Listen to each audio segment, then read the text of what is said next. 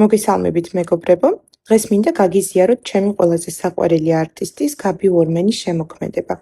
ეს არის საოცარი სინთეზი, სადაც ბიოლოგია, ენტომოლოგია და მაღალი საათმშენებლობა ხვდება ერთმანეთს. მისი ნამუშევრები ადამიანს აიძულებს სრულიად სხვა თვალით შეხედოს როგორც ბუნების ქმნილებებს, ისე ადამიანის მიერ შექმნილ მექანიკურ გენიას.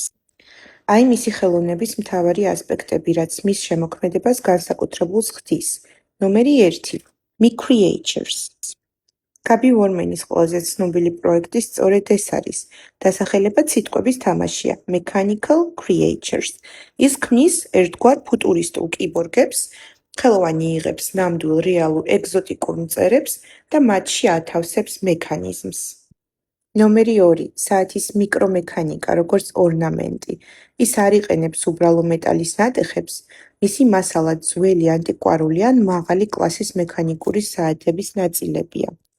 ეს არის კბილანები, ეგრეთ წოდებული gears, ბალანსირების სისტემები, ჩვენ ვეძახით მას balance wheels, უმცირესი ზამბარები, რომელსაც ჰქვია mainsprings.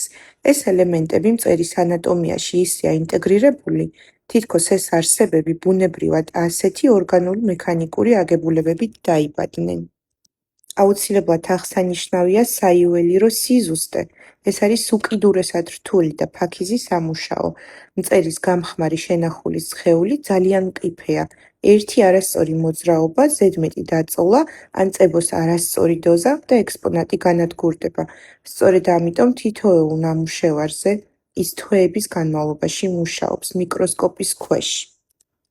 ყოველი ნამუშევარი არის ერთადერთი და განუმეორებელი, რადგან ბუნებაში ორი იდენტური მწერი არც არსებობს და მექანიკური დეტალების განლაგებაც ყოველთვის ინდივიდუალურია.